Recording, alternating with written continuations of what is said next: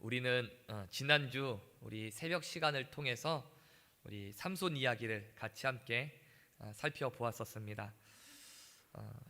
삼손의 이야기는 그때 당시에 이스라엘 백성들의 영적인 상태를 보여준다라고 말씀을 드렸습니다. 그리고 이스라엘 백성들의 그 타락했던 그들의 영적인 모습은 이 시대에 살고 있는 우리의 영적인 모습과도 별반 다르지 않다라는 그런 말씀을 드렸고, 또 그 삼손 이야기를 통해 우리 자신을 되돌아보는 그런 시간을 가졌었습니다. 삼손과 사사시대 이스라엘 백성들, 그리고 지금 이 시대를 살고 있는 우리들의 영적인 상태가 어떠합니까? 삼손은 자기 눈에 좋은 대로 행하는 그러한 사람이었습니다. 마찬가지로 이스라엘 백성들도요, 자기 소견에 옳은 대로 행하는 그러한 사람들이었습니다. 우리는 어떠합니까? 지금 이 시대를 살고 있는 우리의 모습은 어떠합니까? 디모데후서 3장 1절에서부터 5절까지의 말씀을 보면 말세 때 예수님 오실 그날이 가까웠을 때 사람들이 어떠한지를 보여주고 있습니다. 우리 같이 한번 읽어보도록 하겠습니다. 디모데후서 3장 1절부터 5절까지인데요, 제가 먼저 읽고 여러분들이 그 다음에 읽고 교독으로 읽겠습니다. 제가 먼저 읽어보겠습니다. 너는 이것을 알라. 말세에 고통하는 때가 이르러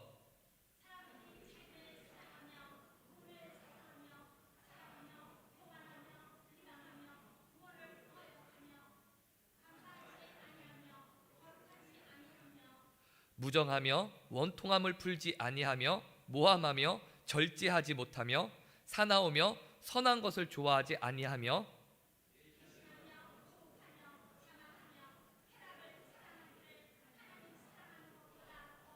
같이 함께 읽습니다. 경건의 모양은 있으나 경건은 능력은 부인하니 이 같은 자들에게서 내가 돌아서라. 아멘. 말세 때에 고통하는 때가 이르면 그때에는 이러한 일들이 일어날 것이다. 디모데후서 3장을 통해서 말씀하고 있습니다. 이 말씀이요, 지금 우리의 모습이라는 것입니다. 사람들이 자기를 사랑하고 돈을 사랑하고 교만하고 비방하고 부모를 거역하고 감사하지 않고 절제하지 못하고 쾌락을 사랑하는 것을 하나님 사랑하는 것보다 더 사랑한다. 지금 우리의 모습이라는 거예요. 지금 이 시대를 살아가고 있는 사람들의 그런 모습이라는 것입니다. 삼손 시대, 또한 삼손과 그때 당시에 사사기의 그 이스라엘 백성들, 그리고 말세를 살아가고 있는 지금 우리들의 공통적인 모습이 무엇입니까? 하나님보다도 세상을 더 사랑한다는 것입니다. 하나님보다도 나 자신을 더 사랑한다는 것입니다. 하나님보다도 사랑하는 것이 너무나도 많다라는 것입니다. 하나님을 싫어한다는 거예요. 그래서 하나님 사랑하는 것보다 쾌락을 더 삼고 사랑하고 쾌락을 쫓아가고, 쾌락으로 인해서 세상에 속한 사람들, 그것이 바로 지금 이 시대를 살아가고 있는 우리들의 모습이라는 것입니다. 저와 여러분 모두는 하나님만을 사랑할 수 있기를 간절히 바랍니다. 제가 하나님을 더 사랑하기를 바랍니다라고 말씀드리지 않았어요? 하나님만을 사랑하라고 말씀드렸습니다. 우리는요, 하나님만 사랑해야 돼요. 그 말은 다른 그 무엇도 하나님과 사랑하는 데 있어서 비교 대상이 될 수 없다라는 것입니다. 우리가요, 하나님께 하나님, 제가 하나님을 더 사랑합니다, 이거요, 잘못된 고백이에요. 우리는 하나님과 다른 것들을 비교해서 다른 것들보다도 제가 하나님을 더 사랑합니다라고 고백하면 안 되는 겁니다. 하나님을 향한 사랑은요, 유일한 사랑이어야 돼요.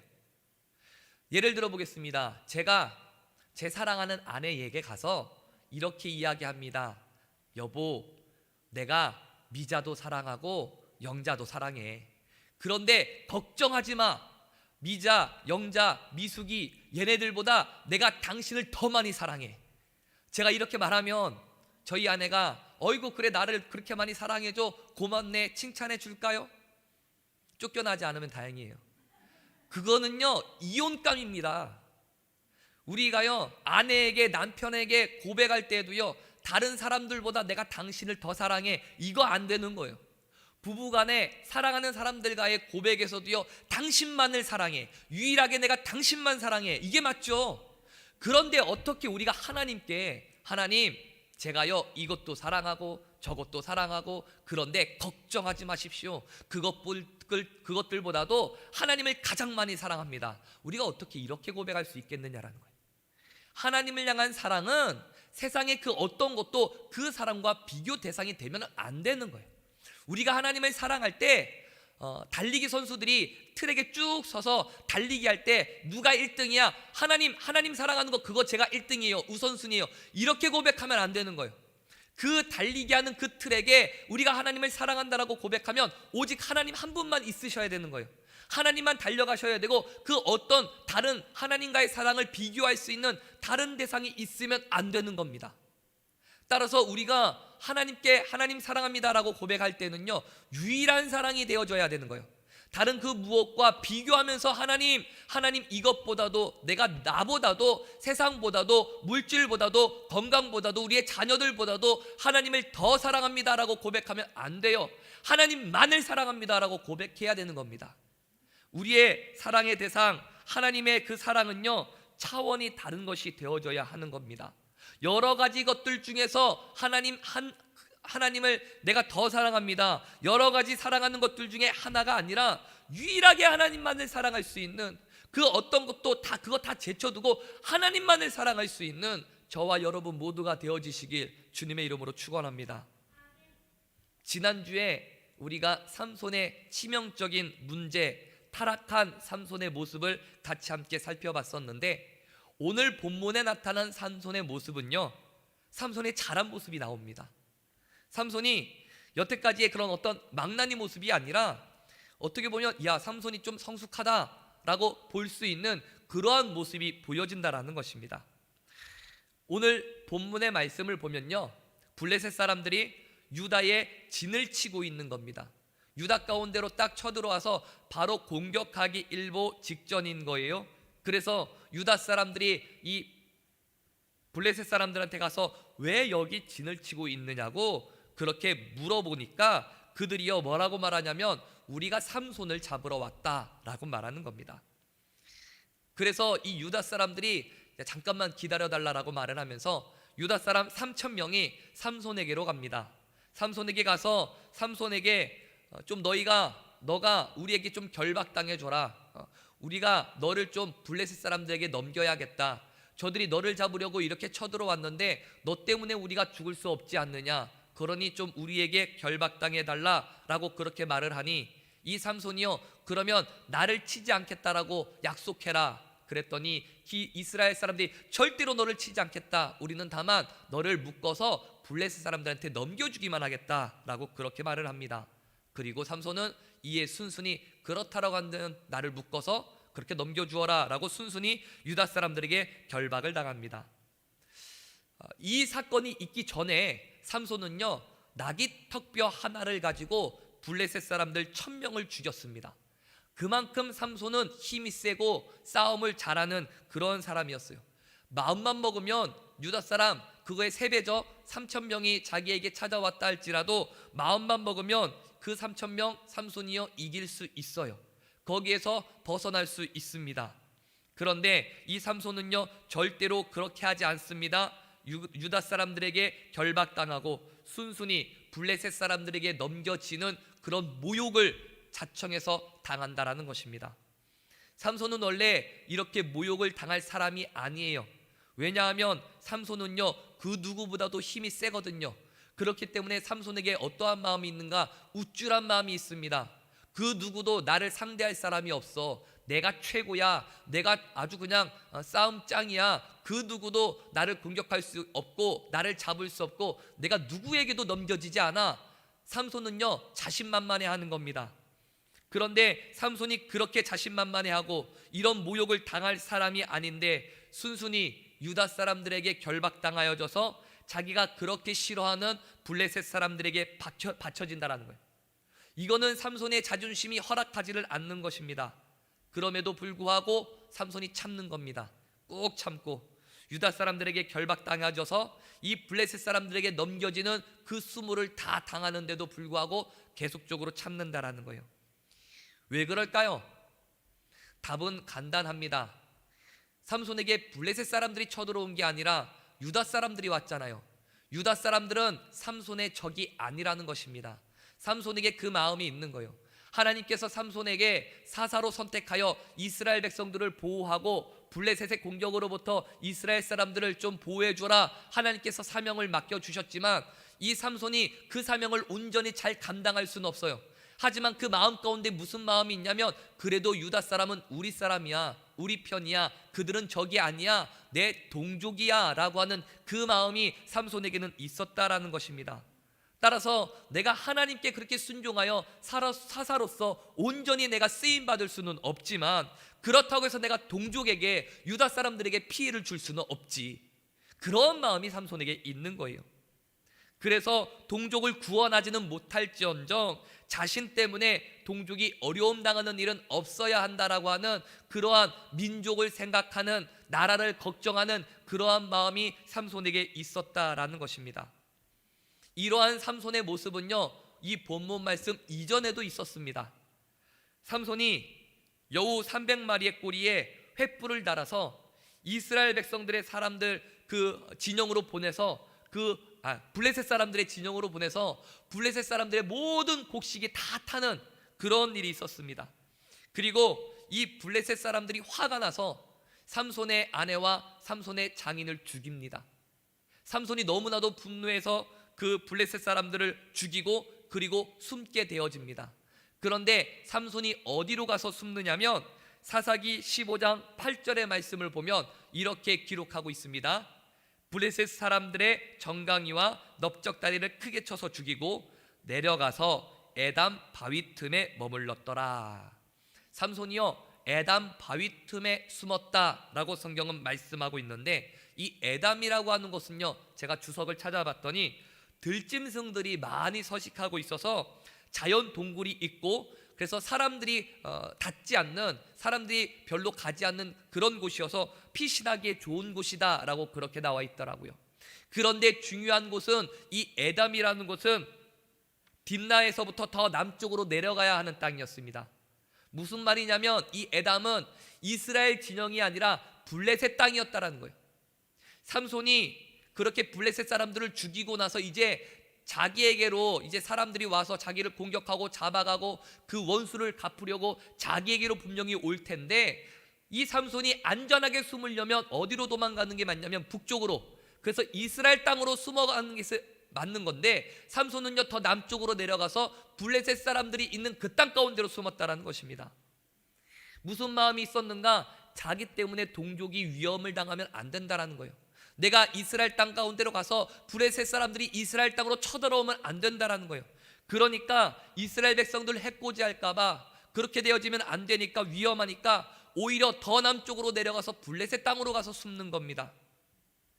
유다 사람들은 자신의 동족인 삼손을 잡아서 블레셋 사람들에게 떠넘기고 있는데, 삼손은 그래도 유다 사람들 자기의 동족이라고, 그래서 동족을 위해서 자기가 희생해야 한다고 자기 스스로가 그렇게 결박당하고 있다라는 것입니다. 삼손처럼 모세도요, 자기의 동족을 위해서, 이스라엘 사람들을 위해서 희생하는 모습을 보입니다. 이스라엘 사람들이 범죄하여 하나님께서 진노하셔서 그 이스라엘 백성들을 치려고 하실 때, 이 모세가요 하나님 앞에 간절히 구하는 겁니다. 어떻게 기도하냐면, 하나님 저들을 용서해 주십시오. 만약에 하나님이 저들을 용서해 주시지 않는다라면 하나님의 그 생명책에서 내 이름을 지워버려 주십시오. 내 이름이 지워져서 저들이 용서받을 수 있다라고 하면 제가 그렇게 하는 게 낫겠습니다라고 하나님께 딜을 하는 거예요. 여러분, 하나님의 생명책에 이름이 지워지는 것, 그거 얼마나 무서운 일인지 아십니까?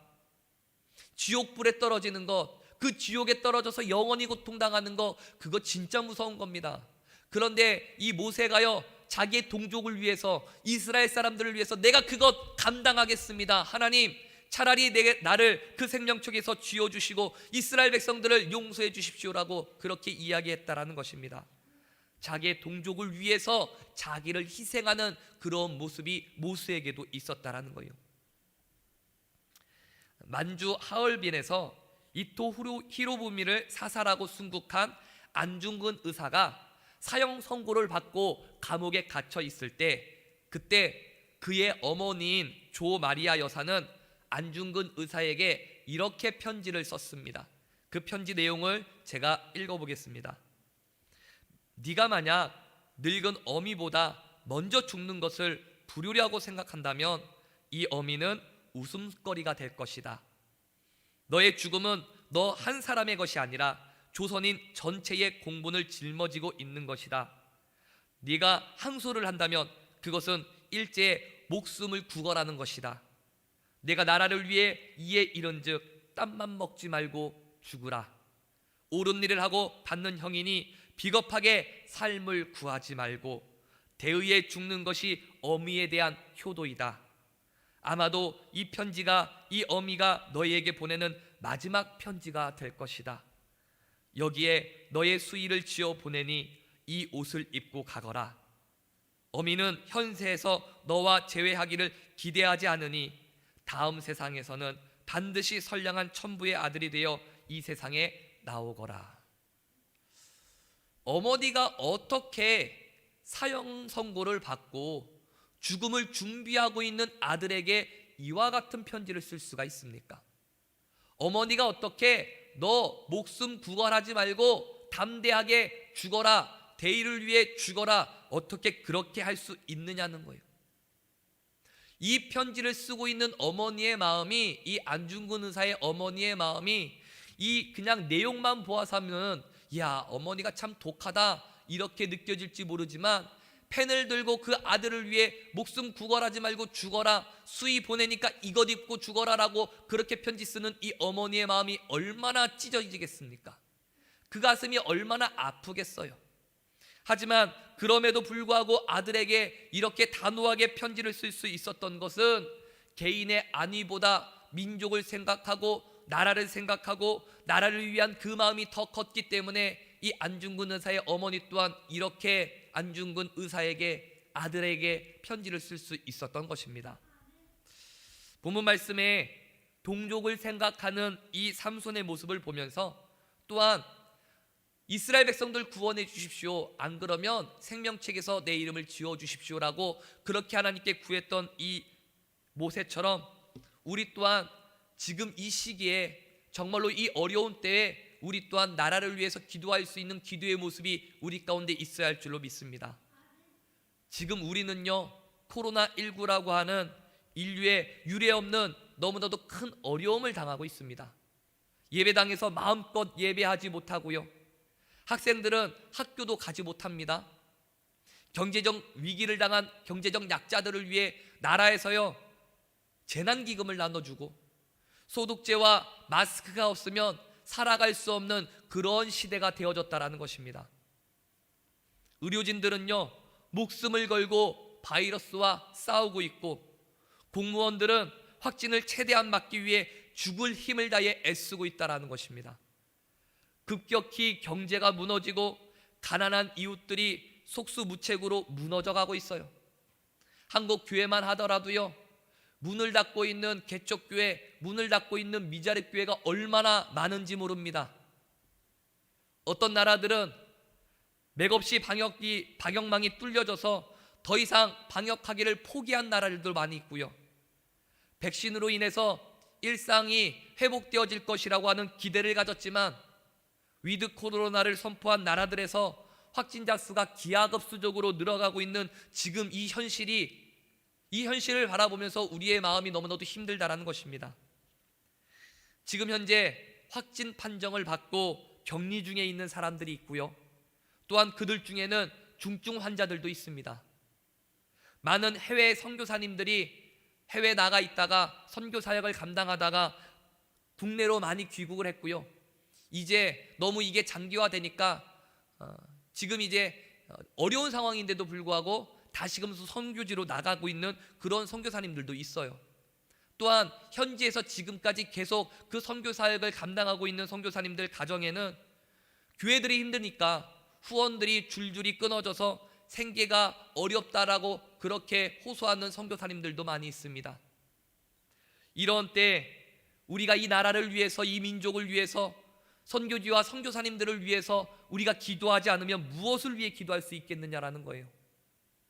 크리스천으로서 정부의 지침을 잘 지켜가면서 예배를 드리는 것, 이것도 정말로 중요하지만 나라와 민족을 위해서, 의료진을 위해서, 공무원들을 위해서, 확진 판정을 받은 환자들을 위해서, 경제적인 어려움 가운데 어려움을 겪고 있는 그 경제적인 약자들을 위해서, 선교사님들을 위해서, 복음을 듣지 못하고 그 선교 사역이 멈춰고 있는 그 나라와 또한 그 복음을 듣지 못한 그 영혼들을 위해서 우리가 모일 때마다 기도해야 하는 것이 우리의 지금의 사명인 줄로 믿습니다. 모이지 말라는데 왜 자꾸 모여서 예배드려서 자꾸만 확진 판정을 받는가? 비난의 소리가 우리에게 들려지는 것이 아니라 나라를 위해서, 의료진들과 공무원들을 위해서, 확진받은 그 환자들을 위해서, 코로나19의 어려움을 겪고 있는 이웃들을 위해서 저들이 저렇게 모여가면서 저들이 믿는 그 하나님께 저렇게 부르짖으며 간절히 기도하고 있다라고 하는 그런 소리를 우리 기독교인들이, 우리 교회가 들어야 하지 않겠느냐라는 거예요. 저는 우리 교회가 우리 교회끼리만의 그런 교회가 되지 않기를 바랍니다. 원주 침례교회의 비전과 앞으로의 목회 방향을 놓고 기도하는 가운데 예수님께서 이 땅에 오셔서 해야 하는 일이, 하셨던 일이 교회가 해야 할 일이라고 하는 그런 마음을 하나님께서 주셨어요. 하나님, 우리 교회가 어떠한 방향으로 나아가야 합니까? 우리 교회에 어떠한 사명을 가지고 어떠한 비전을 품고 우리가 앞으로 이제 미래를 준비하며 나아가야 합니까? 제가 기도하는데 하나님 주신 마음이 예수님이 하셨던 일을 하는 것, 그게 바로 교회의 사명이라고 그런 마음을 주시더라고요. 예수님이 이 땅 가운데 오셔서 예수님이 우리를 위해서 해주셨던 것, 그거를 이제는 예수님이 승천하시면서 교회에 맡기지 않았느냐? 교회가 그 일을 감당해야 한다. 그것이 바로 교회의 비전이요, 그것이 바로 교회의 사명이 되어져야 한다라는 그런 마음을 하나님께서 저에게 주셨습니다. 그래서 제가 그러면 예수님이 이 땅 가운데 오셔서 하신 일이 무엇인가? 제가 곰곰이 생각해 보니까요, 예수님께서 이 땅에 오셔서 하셨던 일이 섬기고 나누고 하나 되게 하셨어요. 예수님은요, 이 세 가지 일을 하셨다는 겁니다. 이 땅 가운데 예수님이 오셔서 섬기셨습니다. 또한 이 땅 가운데 오셔서 예수님이 나누셨어요. 그리고 예수님께서 이 땅 가운데 오신 이유가 하나 되게 하시기 위해 이 땅 가운데 오셨다라는 것입니다. 예수님은요, 이 땅에 소외되고 약한 자들, 병든 자들, 그들을 찾아가셔서 그들을 섬기셨습니다. 보통 사람들은요, 권력이 많고 물질이 많고 힘이 있고, 요즘 아이들 말로 말하면 인싸, 지난주에도 말씀드렸죠. 지난주에 요즘 아이들이 쓰는 말 아카, 엄카, 아빠 카드, 엄마 카드. 오늘은 요즘 아이들이 쓰는 인싸, 인사이더 줄임말로 가까이 하기에 좋은 그런 인기 있는 사람들, 그런 사람들을 말할 때 인싸라고 말해요. 그래서 아이들이 야, 너 인싸야? 그 말은 너 인기 있는 사람이야? 너 친구들 많아? 너 주변에 친구들 가까이 많이 하고 있어? 뭐 이런 말이에요. 보통 사람들은요, 누구와 함께 하고 싶어 합니까? 인싸와 함께 하고 싶어 해요. 돈 많고 인기 많고 사람들 주변에 그 사람들에게 많은 것들을 좀 줄 수 있는, 그래서 인기가 많은 그런 사람들과 함께 하고 싶다라는 겁니다. 그런데요, 예수님은요, 이 땅 가운데 오셔서 인싸들을 찾아가시지 않았어요. 소외되고 비주류의 사람들, 그 인싸의 반대말이 아싸거든요. 아웃사이더, 사람들이 가까이 하지 않는 사람들. 예수님은요, 그 아싸들을 찾아가셨다는 거예요. 병든 자들, 소외된 사람들, 그리고 거들떠도 보지 않고 막 가난하게 사는 사람들, 그 사람들을 찾아가셨다라는 거예요. 일자무식 어부들과 매국노로 손가락질 당하는 세리를요, 제자 삼으셨다라는 것입니다. 과부와 몸을 팔아 생계를 유지하는 그 여인들과 함께 하셨고, 병자들을 찾아가서 치료해 주셨습니다. 예수님은요, 이 땅에 왜 오셨습니까? 섬기기 위해서 오셨다라는 거예요. 또한 예수님은요, 나누기 위해 이 땅에 오셨습니다. 우리에게 무엇을 예수님이 나눠주셨습니까? 우리 스스로가 해결할 수 없는, 온 인류가 해결하지 못하는 이 죄의 문제, 이 죄의 문제를 해결할 수 있는 복음을 우리에게 나눠주셨다라는 것입니다. 그 복음을 위해 예수님이 이 땅 가운데 오셨다라는 거예요. 그런데 그 복음이라는 것은요, 예수님 자신을 내어주시는 겁니다. 그 복음은요, 예수님 그 자체, 예수님의 모든 것을 다 내어주시는 것, 그것이 바로 복음이에요. 따라서 예수님이 이 땅 가운데 왜 오셨는가? 우리에게 예수님 자신을 내어주시기 위해, 자신을 나눠주시기 위해 이 땅 가운데 오셨다라는 것입니다. 그리고요, 예수님이 이 땅 가운데 오신 이유는요, 하나님과 단절되어진 우리와의 그 관계를 회복시키시고자, 하나님과 우리를 하나 되게 하시고자, 사람과 사람을 하나 되게 하시고자, 교회와 교회를, 나라와 나라를 하나 되게 하시고자 하나님이 이 땅 가운데 오셨다라는 것입니다. 그것 때문에 이 땅에 오셔서 십자가에 달려 죽으셨고요, 그것 때문에 십자가 위에서 부활하셔서 우리에게 그 구원의 은혜를 베풀어 주신 겁니다. 예수님이 이 땅에 오신 이유, 이 땅에 오셔서 행한 것, 섬기고 나누고 하나 되게 하셨다라는 것입니다. 그 예수님을 닮아갈 수 있는 우리 교회가 되어지기를 간절히 바랍니다. 그래서 제가요, 이제 앞으로의 우리 교회의 슬로건으로 섬기고 나누며 하나 되는 교회라고 하는 그러한 문구를 만들었어요. 제가 기도하면서 야, 우리 교회가 예수님이 행한 일, 그것 하는 것이 바로 우리의 사명이구나, 우리가 앞으로 나아가야 할 것은 이거구나 라고 제가 기도하면서 정한 것이 바로 섬기는 교회, 나누는 교회, 하나 되는 교회라는 것입니다. 그럴 때 우리 교회가 행복해지는 거예요. 행복한 교회는 다른 게 아닙니다. 하나님과 교회와 가족과 이웃을 섬길 때, 그때 진짜 행복해지는 겁니다. 하나님께서 주신 구원의 은혜, 우리끼리만 간직하는 것이 아니라 그 구원의 은혜를 세상 가운데 가지고 나아가 세상에 나누는 것, 그때만큼 기쁜 일이 없어요. 뿐만 아니라 하나님과 하나 되고, 교회와 하나 되고, 가족과 하나 되고, 이웃과 하나 될 때, 그때 진짜 기쁨이 우리 가운데 있는 겁니다. 그때 행복해지는 거예요. 행복한 교회는 다른 교회 아닙니다. 섬길 때, 나눌 때, 하나 될 때, 그때 행복해지는 것입니다. 갑자기 우리 교회 비전과 사명에 대해서 얘기하게 되어졌는데, 이 가치를 붙잡는 그런 교회라고 한다면, 지금 이 시대, 지금 이 상황 가운데 이러한 세상의 어려움인 이때에 우리가 정말로 붙잡고 우리가 해야 하는 것은 무엇이냐? 지금 우리가 밖에 나가서 막 전도지 나눠주면서 전도 못 하잖아요. 그죠? 우리가 어디 가서 세상에 뭐 도와준다고 해서 뭐 병원 찾아가고 고아원 찾아가고 못 하잖아요. 우리가 지금 할 수 있는 것은요, 이 나라를 위해 힘들어하고 있는 그런 사람들을 위해, 아픔 가운데 있는, 고통 가운데 있는 그 사람들을 위해 우리가 주님 앞에 간절히 기도하며 아뢰는 것, 이것이 바로 지금 우리가 해야 할 일이라는 것입니다.